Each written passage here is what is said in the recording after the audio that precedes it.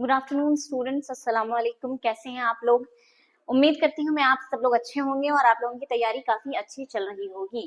ठीक है, तो अब आप लोगों का एग्जाम काफी नजदीक आ चुका है, तो उसके साथ साथ आप लोगों को जरूरी है कि आप लोग पीवाईक्यू को रिवाइज करते रहें, उसको बनाते रहें। तो इसीलिए आज हम लोग लेकर के आए हैं जामिया 2025 का पीवाईक्यू पॉलिटी। ठीक है, तो यहाँ हम लोग क्या करने वाले हैं, पॉलिटी के सारे क्वेश्चंस को डिस्कस करने वाले हैं और हम लोग देखेंगे किस तरह से आपको अप्रोच करना है किसी भी क्वेश्चन को। तो हम लोग चलते हैं आज के पहले क्वेश्चन की तरफ। तो पहला जो सवाल है वो क्या है? The state shall make provision for securing just and humane conditions of work and for maternity relief is found। तो ये कह रहा है कि क्वेश्चन 1 में कि ये जो आपका प्रोविजन है, ठीक है, for securing just and human condition of work, ये कहाँ मिलता है हमें कॉन्स्टिट्यूशन में। तो हमें ये पता होना चाहिए, ये कॉन्स्टिट्यूशन का एक क्वेश्चन है। ठीक है, ये कॉन्स्टिट्यूशन में कहाँ मिलता है कि भाई क्या है कि आपको प्रोविजन देना है just and human condition for work and maternity relief. तो यहाँ क्या बता रहा है, यहाँ हम देख रहे हैं कि एक वर्ड है स्टेट। स्टेट को क्या दे रहा है, एक तरह का ये डायरेक्शन दे रहा है कि स्टेट की ये ड्यूटी बनती है कि वो प्रोविजन बनाए just and human condition for work and for maternity relief. तो ये क्या है, स्टेट की एक तरह से ड्यूटी, एक तरह से उसको स्टेट को क्या दे रहा है, हिदायत दे रहा है, डायरेक्शन दे रहा है कि उसको किस तरह के प्रोविजन बनाने हैं, किस तरह के लॉ बनाने हैं, इस तरह के लॉ बनाने हैं। तो अगर हम कॉन्स्टिट्यूशन में ढूंढे तो हमें ऐसा कौन सा प्रोविजन मिलता है जो कि स्टेट को डायरेक्शन देता है, तो दैट इज डीपीएसपी। ठीक है, directive principle of state policy. तो ये क्वेश्चन नंबर 1 का क्या हो जाएगा, फंडामेंटल ड्यूटी होगा? नहीं, ये बिल्कुल नहीं होगा, directive principle of state policy हो जाएगा। ये प्रीएम्बल या आर्टिकल 21 में नहीं जिक्र मिलता है, हमें डीपीएसपी में मिलता है इन आर्टिकल 42।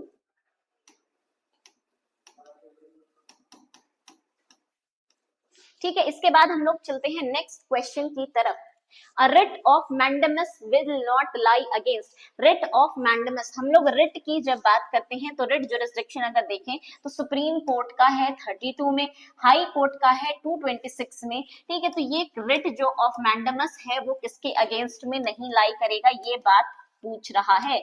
mandamus रिट जो होते हैं हमारे कौन कौन से होते हैं, एक तो हेबियस कॉर्पस का हमारा रिट होता है, उसके अलावा और कौन कौन सा रिट होता है, हेबियस कॉर्पस होता है, प्रोहिबिशन होता है, सर्चुररी होता है, मैंडमस होता है और को वारंटो होता है। तो मैंडमस जो है वो किसके अगेंस्ट में नहीं लाई करेगा, तो मैंडमस का अगर हम एक्सेप्शन देखें तो उसमें हम देखते हैं प्रेसिडेंट ऑफ इंडिया के अगेंस्ट में मैंडमस लाई नहीं करेगा। मैंडमस का मतलब होता है वी कमांड। ठीक है, कि कमांड दे रहे हैं किसी काम को करने के लिए, तो कमांड जो दिया जाएगा वो किसको दिया जाएगा, तो किसी भी पब्लिक अथॉरिटी को दिया जा सकता है। ठीक है, किसी भी पब्लिक सर्वेंट को दिया जा सकता है। ठीक है, किसी जुडिशियल या क्वासी जुडिशियल बॉडीज को दिया जा सकता है कमांड, लेकिन प्रेसिडेंट ऑफ इंडिया को कमांड नहीं दे सकते हैं। कोई प्राइवेट कंपनी है उसको कमांड नहीं दे सकते हैं, उसके अलावा और किसी कमांड नहीं दे सकते हैं। कोई कॉन्ट्रैक्ट किया गया है, प्राइवेट कॉन्ट्रैक्ट है, तो वहां कमांड नहीं दिया जा सकता है। तो ये सारे एक्सेप्शन हो जाएंगे मैंडमस के। तो mandamus will not lie against the president of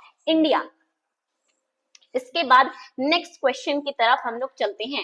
third है, where is the unwritten constitution in force. ये भी क्या है, पॉलिटी का हमारा क्वेश्चन है। ठीक है, अगर हम देखें तो ये जनरल नॉलेज का एक क्वेश्चन है, तो ये कहाँ अनरिटन कॉन्स्टिट्यूशन है। तो हम देखेंगे कि नॉर्मली जो भी डेमोक्रेटिक कंट्रीज होती हैं वहां कॉन्स्टिट्यूशन जनरली रिटन होता है, लिखा हुआ होता है। तो यहाँ पास क्या हो जाएगा, यहाँ पास इंग्लैंड की अगर हम बात करें, इसके अलावा एक और कंट्री है न्यूजीलैंड, वहां पास क्या है, आपको अनरिटन कॉन्स्टिट्यूशन देखने को मिलेगा। अनरिटन कॉन्स्टिट्यूशन का मतलब क्या हुआ, अनरिटन कॉन्स्टिट्यूशन का मतलब ये हुआ कि वहां पास कॉन्स्टिट्यूशन को कंपाइल नहीं किया गया है, एक साथ ड्राफ्ट नहीं किया गया है। हम देखेंगे कि हमारा कॉन्स्टिट्यूशन एक साथ ड्राफ्ट है, उसमें आर्टिकल वाइज अरेंजमेंट है सब चीजों के, लेकिन यहाँ हम इंग्लैंड और न्यूजीलैंड के केस में देखेंगे तो ऐसा नहीं है, इसीलिए हम अनरिटन कॉन्स्टिट्यूशन कह रहे हैं। इसके बाद नेक्स्ट क्वेश्चन की तरफ चलते हैं।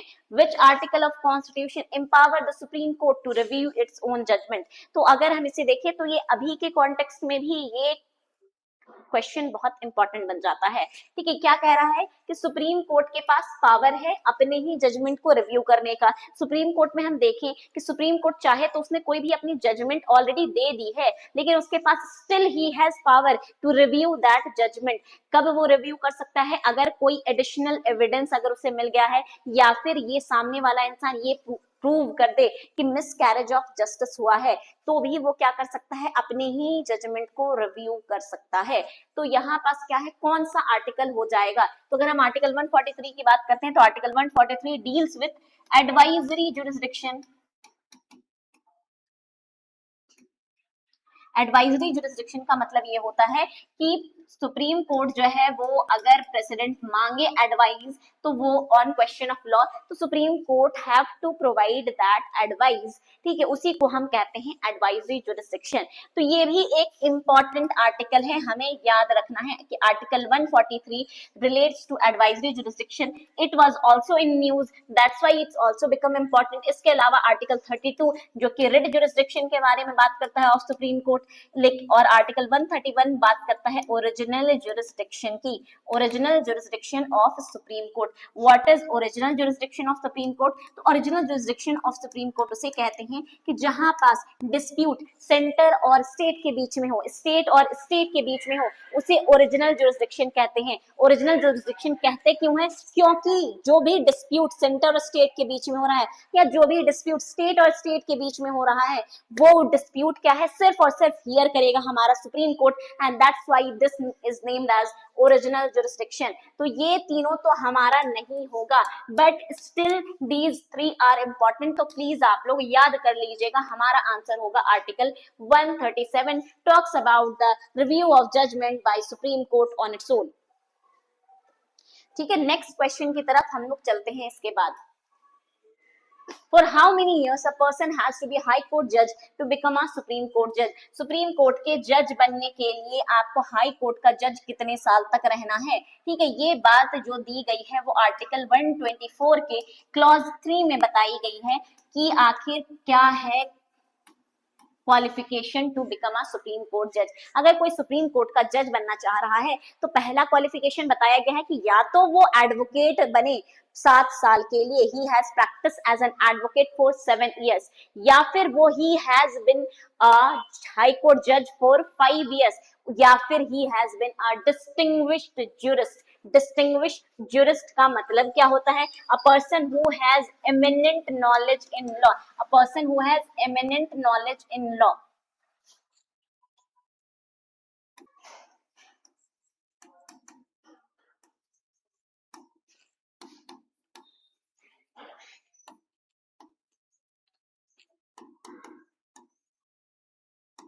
ठीक है, तो यहाँ पास क्या हो जाएगा? 5 will be the correct answer. तो ये हमें क्वेश्चन नंबर 5 का ऑप्शन बी हो जाएगा, will be the right answer. इसके बाद नेक्स्ट चलते हैं, the doctrine of eclipse applies to. Doctrine of eclipse किसके ऊपर अप्लाई होता है? तो डॉक्ट्रिन ऑफ एक्लिप्स कहते किसे हैं? तो डॉक्ट्रिन ऑफ एक्लिप्स उसे कहते हैं कि मान लेते हैं कोई एक लॉ बन गया and that law is what violating fundamental right. तो आर्टिकल 13 जो है का क्लॉज 1 क्या कहता है कि कोई भी लॉ जो वायलेट कर रहा है क्या फंडामेंटल राइट को, वो क्या होगा?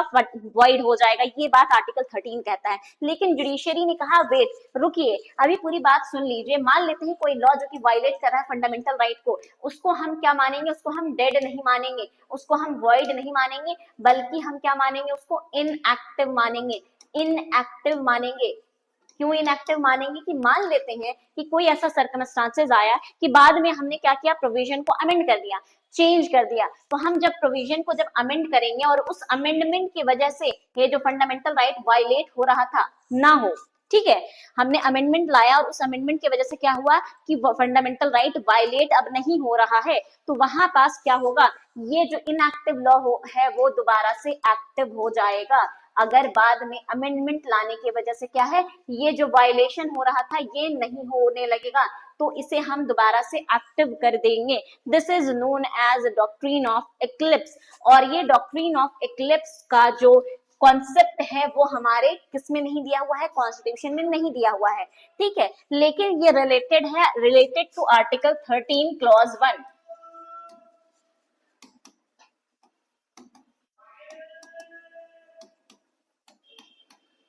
ठीक है, ये जो डॉक्ट्रिन ऑफ इक्लिप्स का कॉन्सेप्ट पहली बार दिया गया वो दिया गया बीकाजी नारायण केस,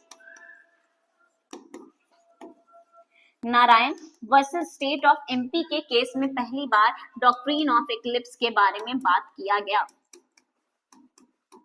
इसके बाद क्या है इसमें, इसके बाद इनिशियली जब बात की गई Bhikaji Narayan versus state of MP के केस में तो कहा गया it will only apply to,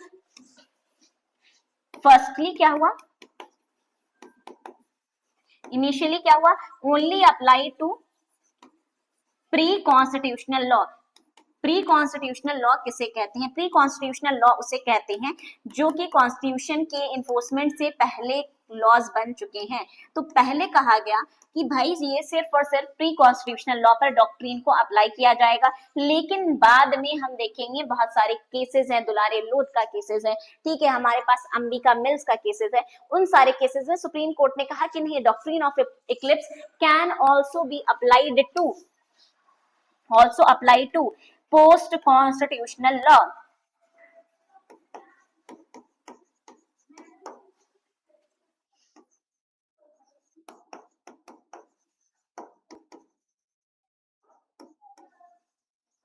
तो इसका जो राइट आंसर हो जाएगा law inconsistent with fundamental right, उससे रिलेटेड है, ये अप्लाई करता है ऐसे लॉज पर, डॉक्ट्रिन ऑफ इक्लिप्स उन सारे लॉज पर अप्लाई करेगा जो फंडामेंटल राइट के इनकंसिस्टेंट में है। तो उन्हें हम क्या करेंगे, उन्हें हम डेड डिक्लेयर नहीं करेंगे बल्कि हम उनको इनएक्टिव डिक्लेयर कर देंगे, और बाद में अगर ये कोई अमेंडमेंट से ये जो वायलेशन हो रहा था वो वायलेशन को अगर रोक दिया जाए तो ये दोबारा से एक्टिव कर दिया जाएगा। तो डॉक्ट्रिन ऑफ इक्लिप्स अप्लाई करता है उन सारे लॉज पर जो कि फंडामेंटल राइट के इनकंसिस्टेंट हैं, यानी कि वायलेट कर रहे हैं, कॉन्ट्रावीन कर रहे हैं।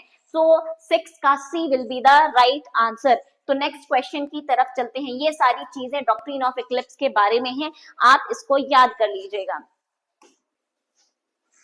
हम लोगों ने एक नया बैच लॉन्च करने वाले हैं, शाहीन 1.0। ये बिल्कुल ही नया बैच होगा और अभी के टाइम पर जो बच्चे इसमें एनरोल होना चाह रहे हैं और अभी तक उन्होंने कोई बैच ज्वाइन नहीं किया है, खुद से प्रैक्टिस कर रहे थे या फिर उन्होंने लास्ट ईयर प्रैक्टिस किया था और फिर से वो एक बार देना चाह रहे हैं, कोशिश करना चाह रहे हैं, तो उसके लिए एक बहुत ही अच्छा मौका है, बहुत ही बेहतरीन मौका है कि वो इस बैच को ज्वाइन कर सकते हैं। ये इस बैच को आप ज्वाइन कर सकते हैं। यहाँ पास आपको क्या है, इंटेंस प्रैक्टिस, यहाँ पास हम लोग कहते हैं कि प्रैक्टिस बहुत ज्यादा जरूरत होती है, ठीक है, किसी भी एग्जाम को निकालने के लिए प्रैक्टिस की बहुत ज्यादा जरूरत होती है। तो प्रैक्टिस यहाँ पास आपको 45 डेज के लिए कराया जाएगा। ये गेम चेंजर होने वाला है क्योंकि जितना ज्यादा आप प्रैक्टिस कीजिएगा, जितना ज्यादा सवाल कीजिएगा, उतना ज्यादा चांसेस हैं कि आप एग्जाम में आपके आंसर सही हों। कई दफा ऐसा होता है कि हम लोगों को आ रहा होता है पर हम नहीं कर पाते, क्यों, क्योंकि because of lack of practice. तो यहाँ ये प्रैक्टिस बेस्ड सेशन होने वाला है। ये एएमयू के लिए स्पेशली, एएमयू का हमें पता है कि बहुत ही नजदीक आ चुका है, एंट्रेंस एग्जाम 26 अप्रैल को है, तो हमें ये एएमयू के लिए क्या है, ये प्रैक्टिस बैच है। तो आप जितना जल्दी हो सके इसमें एनरोल कर लीजिए और यहाँ सिर्फ और सिर्फ प्रैक्टिस, बिल्कुल लास्ट मोमेंट आपका ऑलरेडी सारी तैयारी हो गई है, अब आपको लग रहा है कि इतना कुछ पढ़ लिए हैं, कैसे इसको कंपाइल करेंगे, तो ये है आपका प्रैक्टिस। यहाँ प्रैक्टिस कीजिए, जो भी आप पढ़े हैं वो आसानी से आप यहाँ बनाइए, उसके बाद आपको पता चल पाएगा कि आपका प्रिपरेशन किस तरीके का है। अब ये क्या है, आपका ऑफर फी है, होली के मौके पर लाया गया है, सिर्फ और सिर्फ 9,999 का है, बहुत ही मिनिमम फीस है, 45 डेज का है ये, जिसमें आपको ज्यादा से ज्यादा प्रैक्टिस कराई जाएगी। वैसे बच्चे जिन लोगों ने ऑलरेडी तैयारी कर ली है या जिन लोगों ने नहीं भी तैयारी की है, थोड़ी बहुत पहले की भी तैयारी है, तो वो इसमें एनरोल हो सकते हैं। ज्यादा से ज्यादा आपके चांसेस हैं इसमें से आपके सिलेक्शन होने के। तो ऑफर एंड हो जाएगा 8 मार्च को, तो जितना जल्दी हो सके आप इसमें एनरोल करा लें, आपको 1000 में ये मिल रहा है और ये एक प्रैक्टिस बैच है जो कि आपके लिए गेम चेंजर साबित हो जाएगा। तो ये आपको ध्यान रखना है, ये है शाहीन 1.0।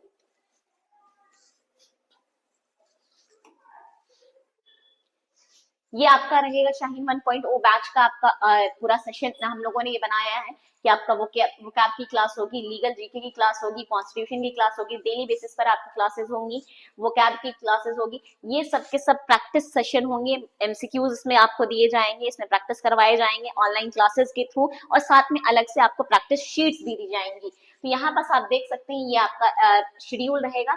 इसके हिसाब से आपकी क्लासेस होंगी और ये आपके लिए गेम चेंजर होने वाला है। क्यों? क्योंकि आपने बहुत सारी चीजें हम लोग पढ़ लेते हैं पर हमें समझ में नहीं आता है कि हमने कितना कुछ पढ़ा, हमें कितना याद है, कितना हम भूल चुके हैं। तो वो ये चीज, ये सेशन आपको बता देगा, ये बैच आपको बता देगा कि आपको कितना चीज याद है और कितना याद नहीं है, और बल्कि आपको याद करने में, जो चीज आप भूल चुके हैं उसको याद करने में, रिकॉल करने में बहुत ही हेल्पफुल होने वाला है Shaheen 1.0 batch. A jurist can become, अब हम लोगों ने अभी देखा कि आर्टिकल 124 क्लॉज 3 में कि कौन कौन से लोग जो है वो ज्यूरिस्ट बन, ये सुप्रीम कोर्ट के जज बन सकते हैं। तो एक ज्यूरिस्ट जो है वो सुप्रीम कोर्ट का जज बन सकता है, हाई कोर्ट का जज नहीं बन सकता है। The Keshav Nanda Bharati case is primarily associated with, अब केशव नंदा भारती केस के बारे में बात करें तो इसका फुल फॉर्म है Keshav Nanda Bharati versus state of Kerala.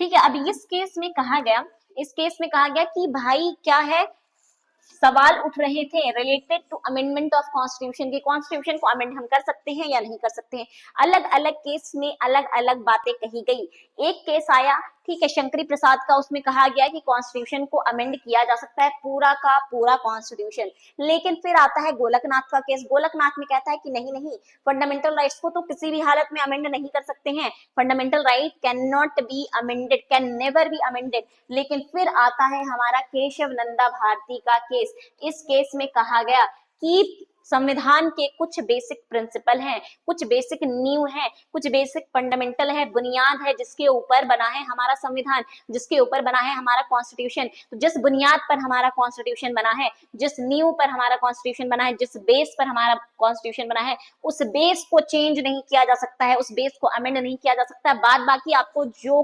Amend करना है, प्रीएम्बल अमेंड करना है, फंडामेंटल राइट अमेंड करना है, कर सकते हैं, लेकिन आपको basic structure of the constitution can never be amended. ये बात कही गई केशव नंदा भारती के केस में। बेसिक स्ट्रक्चर ऑफ कॉन्स्टिट्यूशन,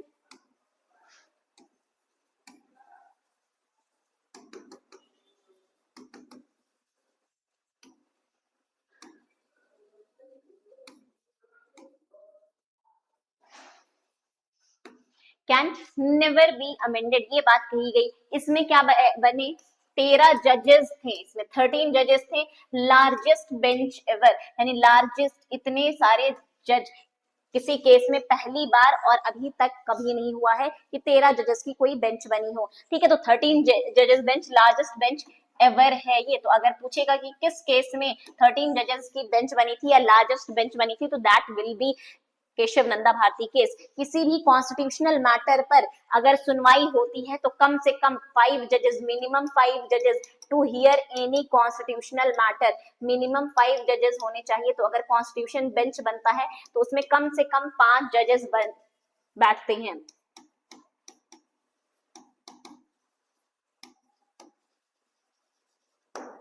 तो इसमें क्या हो जाएगा, बेसिक स्ट्रक्चर की डॉक्ट्रीन दी गई केशव नंदा भारती के केस में। तो 8 का D will be the right answer. Which of the following is not a constitutional body, तो अगर हम देखिए कौन सा कॉन्स्टिट्यूशनल बॉडी नहीं होगा, यानी कि कॉन्स्टिट्यूशन में किस चीज के बारे में, किस बॉडी के बारे में जिक्र नहीं किया गया है। अगर किसी के बारे में जिक्र किया गया है, उसके राइट्स, उसके ड्यूटीज, उसके पावर्स, उसके फंक्शंस अगर दिए गए हैं, तो दैट इज कॉन्स्टिट्यूशनल बॉडी। और अगर नहीं दिए गए हैं तो इसका मतलब वो कॉन्स्टिट्यूशनल बॉडी नहीं है, वो कुछ और बॉडी हो सकता है, स्टैच्यूटरी हो सकता है, एग्जीक्यूटिव हो सकता है, रेगुलेटरी हो सकता है, but it is not a constitutional body. Finance commission, ये आर्टिकल 280 में इसका जिक्र हमें मिलता है, तो this is certainly a constitutional body. National commission for schedule caste, article 338 में इसका जिक्र मिलता है, तो it is also a constitutional body. 324 में हमें election commission, one of the very important, please याद कर लीजिएगा, election commission was in news, तो इससे क्वेश्चन आने के चांसेस हैं। तो इलेक्शन कमीशन 324 में, तो it is also a constitutional body. NITI Aayog का हमें नहीं मिलता है जिक्र। नीति आयोग क्या है, ये एक एग्जीक्यूटिव बॉडी है,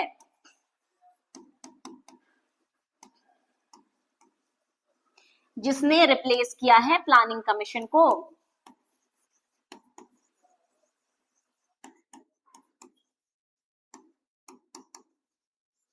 2015 में।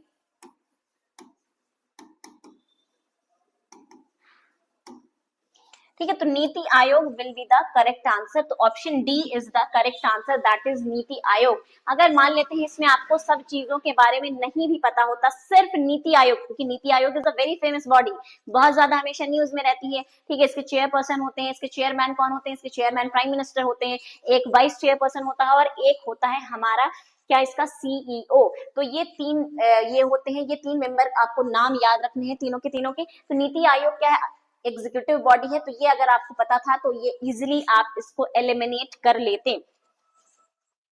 ठीक है, 10 में आ जाते हैं, which constitutional amendment introduce anti defection law. किस कॉन्स्टिट्यूशनल अमेंडमेंट ने एंटी डिफेक्शन लॉ को इंट्रोड्यूस किया? तो 42nd अमेंडमेंट, जिसको हम लोग मिनी कॉन्स्टिट्यूशन के नाम से भी जानते हैं। तो मिनी कॉन्स्टिट्यूशन कहते हैं हम 42nd अमेंडमेंट को। इसमें बहुत सारे चेंजेस लाए गए, कुछ चेंजेस कुछ अमेंडमेंट को रखा गया है, कुछ अमेंडमेंट को हटा दिया गया है। ठीक है, जिससे हम लोग क्या है, प्रीएम्बल में जो चेंजेस लाए गए हैं वो 42nd अमेंडमेंट से ही लाए गए हैं। ठीक है, तो ये है हमारा 42nd अमेंडमेंट। इसके बाद 44th अमेंडमेंट क्या है, राइट टू प्रॉपर्टी को हटा दिया गया फंडामेंटल राइट से। Right to property not a fundamental right, not a FR यानी फंडामेंटल राइट, ये कहा गया 44th में। 52nd अमेंडमेंट में एंटी डिफेक्शन लॉ लाया गया और 10th शेड्यूल को भी इसी से लाया गया है। तो 10th schedule of constitution is added by 52nd amendment.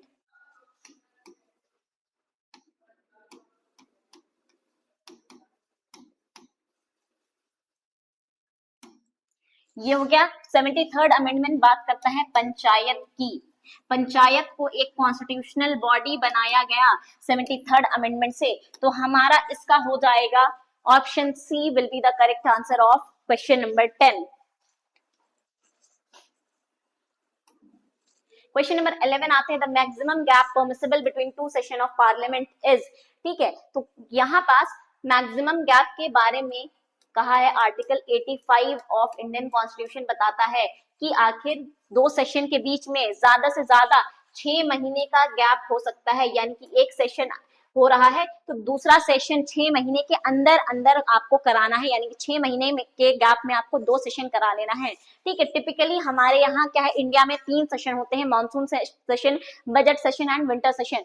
ठीक है, तो यहाँ पास 3 सेशन एक साल में होते हैं। तो यहाँ पास ये कह रहा है आर्टिकल 85 ये तो नहीं कहता है कितने सेशन कराने हैं, पर ये कह रहा है कि मैक्सिमम गैप 2 सेशन के बीच में जो होना चाहिए, यानी 6 महीने के बीच में 2 सेशन आपको पार्लियामेंट में करा लेना है। तो the maximum gap permissible between 2 session of parliament is 6 months. अब आते हैं question number 12, duties and powers of the controller and auditor general R mentioned in. तो ड्यूटी और पावर सीएजी का वो कहाँ दिया हुआ है, वो दिया हुआ है हमारा आर्टिकल 149 में दिया हुआ है। तो ये बात हमें याद रखना है। 137 तो अभी हम लोगों ने देखा, ये रिव्यू जजमेंट के बारे में बात करती है। आर्टिकल 142 भी सीएजी से ही रिलेटेड है। ठीक है, लेकिन ये क्या है, इसके पावर और ड्यूटीज का नहीं है। आर्टिकल 98 पार्लियामेंट से रिलेटेड है, पार्लियामेंट के सेक्रेटेरिएट से रिलेटेड है, टेरिएट स्टाफ से रिलेटेड है। तो हमारा article 149 will be the correct answer.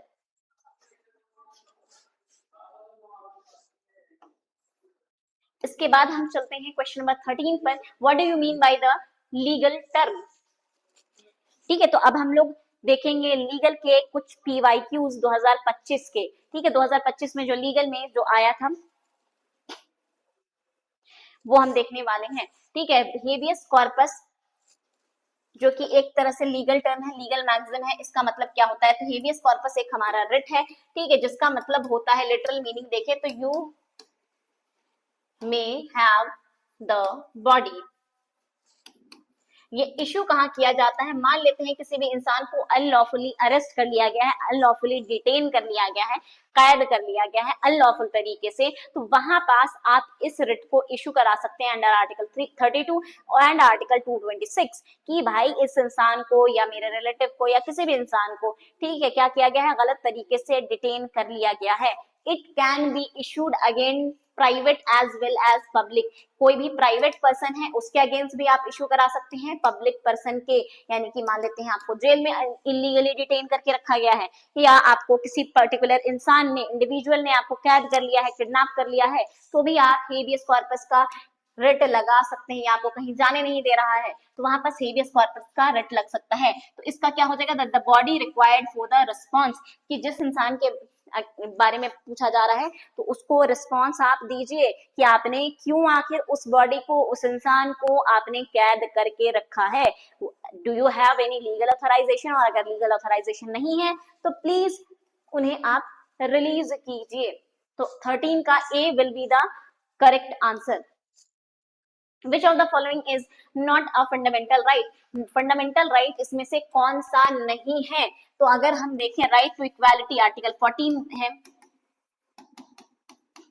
Fundamental right हमारा 12 से लेकर के 35 के बीच में है, ठीक है। तो अगर हम देखें राइट टू इक्वालिटी आर्टिकल 14 में है, राइट टू रिलीजन हमारा 25 से लेकर के 28 तक है, राइट अगेंस्ट एक्सप्लॉयटेशन 23 और 24 बात करता है। तो हमारा बच गया राइट टू प्रॉपर्टी, जो कि पहले तो हुआ करता था, ठीक है, earlier it was a fundamental right, लेकिन बाय 44th अमेंडमेंट एक्ट हमने इसे हटा दिया।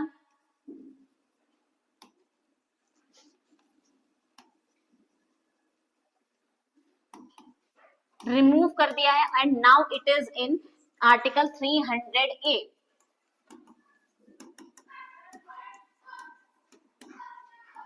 आर्टिकल 300 कैपिटल ए में ये हमें राइट टू प्रॉपर्टी देखने को मिलती है, और इसीलिए right to property is a constitutional right. Constitutional right इसे हम कह सकते हैं, नॉट अ फंडामेंटल राइट।